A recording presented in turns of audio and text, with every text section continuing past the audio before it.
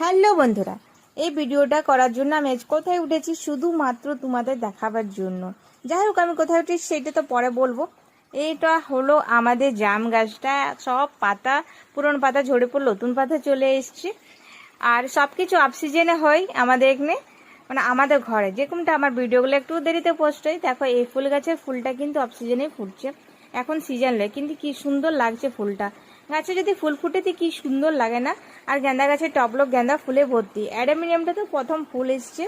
আর আমি কত উপরে উঠেছি, এখান থেকে যদি পড়ি তাহলে ঠ্যাং হাত ভেঙে পড়ে বসে থাকবো, যেহেতু ঘরে এখন কেউ নেই। আর জাম গাছের তো এখন ফুল ঝরে ফলও চলে এসেছে, যেহেতু ভিডিওটা একটু দেরিতে পোস্ট হচ্ছে। আর বিকালে এত বাসন ছিল, বাসন ধুয়ে পড়ে।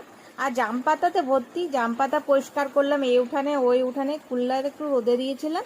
আর দেখো এই রোজ গাছটা এখন নেই, মরে গেছে হলুদটা। আর এক গ্লাস ঠান্ডা